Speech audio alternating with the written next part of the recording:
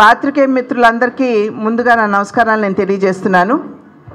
ఈరోజు భారతీయ జనతా పార్టీ రాష్ట్ర కార్యాలయంలో ఎన్నికలకి సన్నద్ధమవుతూ ఏ రకంగా ముందుకు వెళ్ళాలి అనేటువంటి అనేక విషయాల మీద, అంటే బూత్ కమిటీల దగ్గర నుండి మనం ఓటర్ని ఏ విధంగా బూత్ వరకు తీసుకురావాలి అనేటువంటి అంశాల మీద చర్చించడానికి ఇవాళ ఈ ఎన్నికల కమిటీ మీటింగ్ ఇవాళ ఇక్కడ జరుగుతుంది. అయితే ఈ సందర్భంలో మొన్న కూడా నేను చెప్పడం జరిగింది, ఏదైతే ఈ దొంగ ఓట్లకి సంబంధించినటువంటి ఆందోళన ఉన్నదో, ఎలక్షన్ కమిషన్ ఆఫ్ ఇండియా ఇచ్చినటువంటి గైడ్లైన్స్ని కూడా ఉల్లంఘిస్తారనేటువంటి భావన చాలా గట్టిగా మా అందరి మనసుల్లో ఉన్నటువంటి విషయం. ఎందుకంటే నిన్న మొన్న కూడా మన రాష్ట్ర రెవెన్యూ మంత్రి ధర్మాన ప్రసాద్ గారు వారు మాట్లాడుతున్నటువంటి సందర్భంలో వాలంటీర్సు ఓటర్ని బూత్కి తీసుకుని వచ్చి ఓటు వేయించడం మాత్రమే కాకుండా వాళ్ళు బూత్ ఏజెంట్లుగా ఉండాలి అని చెప్పి వారు చెప్పడం జరిగింది. ఇది క్లియర్గా ఈసీఐ ఇచ్చినటువంటి ఆదేశాలని వారు ఒక రకంగా ఛాలెంజ్ చేయటం అండ్ దానికి విరుద్ధంగా ప్రవర్తించడం. అది మాత్రమే కాకుండా ఫిబ్రవరి 2వ తారీఖున ఫిరంగిపురంలో రాష్ట్ర ముఖ్యమంత్రి గారు జగన్మోహన్ రెడ్డి గారు వారు కూడా ఇచ్చినటువంటి పిలుపు ఏమిటంటే, వాలంటీర్స్ సీనియర్ సిటిజన్స్ అందరినీ తీసుకురావాలి అని, బూతుల దగ్గరికి తీసుకొచ్చి వారిని ఫ్యాన్ గుర్తుపై వేసే విధంగా వారికి స్ఫూర్తినివ్వాలని 2వ తారీఖున వారు నిర్వహించినటువంటి సభలో చెప్పినటువంటి విషయం. కనుక ఖచ్చితంగా ఫ్రీ అండ్ ఫెయిర్ ఎలక్షన్స్, పారదర్శకత్వం ఈ ఎలక్షన్స్ జరుగుతాయి, నిర్వహించబడతాయి అనేటువంటి భావన చాలామందిలో లేదు. ఒక రకమైనటువంటి ఆందోళన ఉన్నది. నేను తిరిగి ఈసీఐకి అంటే చీఫ్ ఎలక్షన్ కమిషనర్ గారికి నేను లేఖ రాయటం జరిగింది.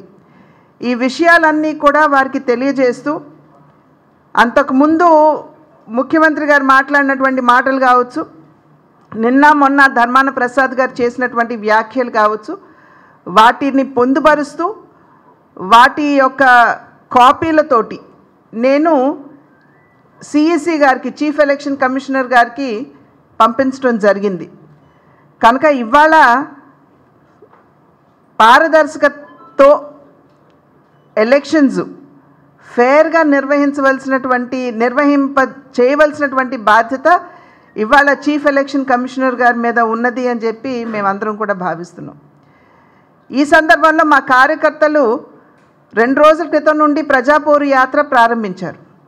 ప్రజల వద్దకు వెళ్ళడం, రాష్ట్రానికి దేశానికి భారతీయ జనతా పార్టీ ఏ రకంగా సేవ చేసింది అనేటువంటి విషయాల్ని వారికి తెలియజేస్తూ ఈ కార్యక్రమాన్ని చేపట్టి ప్రజల వద్దకు వెళ్ళినటువంటి సందర్భంలో ప్రజల వద్ద నుండి అనూహ్యమైనటువంటి స్పందన భారతీయ జనతా పార్టీకి వస్తుంది. నరేంద్ర మోడీ గారి నాయకత్వాన్ని ప్రతి ఒక్కరూ కూడా స్వాగతిస్తూ ఆశీర్వదిస్తూ, ప్రత్యేకించి 500 సంవత్సరాల కళ ఏదైతే ఉందో, అయోధ్య రామ మందిర నిర్మాణం ఏదైతే ఉందో ఆ కళని సాకారం చేసినటువంటి నేపథ్యంలో అంతటి సమర్థవంతమైనటువంటి పాలన, అవినీతి రహిత పాలన, వారసత్వ నేపథ్యం లేనటువంటి పాలన దేశానికి నరేంద్ర మోడీ గారు అందించినటువంటి సందర్భంలో ప్రజలందరూ కూడా బాగా భారతీయ జనతా పార్టీని ఆశీర్వదించాలి అనేటువంటి భావనలో ఉన్నట్లుగా కార్యకర్తలందరూ దగ్గర నుండి మాకు వచ్చేటువంటి ఫీడ్బ్యాక్. అదేవిధంగా ఈ ప్రజాపోరు యాత్రలో మేము రాష్ట్రానికి ఏమి చేసాం, ఎందుకంటే ఈ యొక్క ప్రజాపోరు యాత్రని వినియోగించుకుని కార్యకర్తలు ప్రతి గ్రామానికి వాళ్ళు వెళ్ళేటువంటి పరిస్థితి ఉన్నది. కనుక ఆ నేపథ్యంలో ఆ గ్రామాలకి మన దేశం మాత్రమే కాదు, రాష్ట్రం మాత్రమే కాదు, ప్రతి గ్రామానికి వందలాది కోట్ల రూపాయలు ప్రతి గ్రామంలో, అది ఉజ్వల గ్యాస్ కనెక్షన్ కావచ్చు, ఇళ్ల నిర్మాణం కావచ్చు, మరుగుదొడ్ల నిర్మాణం కావచ్చు, ఉచితంగా రేషన్ ఇవ్వటం కావచ్చు, లేకపోతే ఉపాధి హామీ కింద అక్కడ జరిగినటువంటి పనులు కావచ్చు, కనుక ప్రతి గ్రామానికి కూడా ఇవాళ వందలాది కోట్ల రూపాయలు కేంద్ర ప్రభుత్వం నుండి అక్కడ అభివృద్ధి కార్యక్రమాలకని చెప్పి వచ్చినటువంటి నేపథ్యం. కనుక ఇవన్నీ కూడా వివరించి ప్రజలకి తెలియజేస్తున్నటువంటి సందర్భంలో వారు సైతం భారతీయ జనతా పార్టీని రాష్ట్రంలో కూడా ఆశీర్వదించడానికి ముందుకు వస్తున్నటువంటి నేపథ్యం. కనుక ఆ విషయాలన్నింటినీ కూడా చర్చించుకుంటూ మనం ఏ రకమైనటువంటి కార్యాచరణతోటి ఎన్నికల దృష్ట్యా మనం సంస్థాగతంగా మన బలాన్ని బేరీజ్ వేసుకుంటూ మనం ఓట్లు ఏ విధంగా తెచ్చుకోవాలి అనేటువంటి విషయం మీద ఇవాళ దృష్టి సారించి ఆ విషయాలన్నింటిపై ఇవాళ చర్చించడం జరుగుతుంది.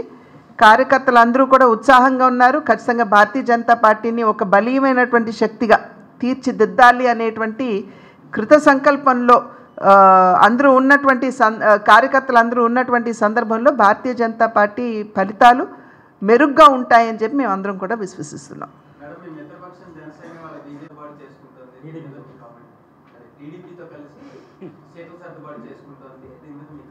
అవును, వారు మేము పొత్తులో ఉన్నామని చెప్పి వారు చెప్పుకున్నారు కదా. సో వారు డిస్కస్ చేస్తారు. మేమైతే నేను ప్రతిసారి చెప్పినట్లుగా పొత్తు మీద నిర్ణయం అన్నది మా అగ్రనాయకత్వం చేస్తారు. వారు చేసిన తర్వాత మాకు తెలియజేస్తారు. అప్పటి వరకు కూడా మేము క్షేత్రస్థాయిలో పార్టీని బలోపేతం చేసుకోవటం మీద దృష్టి కేంద్రీకరించి ప్రతి బూత్లో మా కమిటీలు ఉన్నాయా లేదా, మా మండల కమిటీలు బలంగా ఉన్నాయా లేదా, ఇటువంటి అంశాల మీద దృష్టి పెడుతూ మేము ఎలక్షన్స్లో ఏ విధంగా ముందుకు వెళ్ళాలి అనేటువంటి ఆలోచనతో మేము పనిచేస్తున్నాం. పొత్తు మీద నిర్ణయం చేసిన తర్వాత మా అగ్రనాయకత్వం తెలియజేసిన తర్వాత ఆ తర్వాత మిగిలిన విషయాలు మేము ఆలోచిస్తాం. మా ప్రిపరేషన్ ఖచ్చితంగా గ్రౌండ్లో వారు నిర్ణయం చేసే వరకు, మా అగ్రనాయకత్వం నిర్ణయం చేసే వరకు ఆ దిశగానే ఉంది. థ్యాంక్ యూ, ధన్యవాదాలు మీడియా అందరూ కూడా.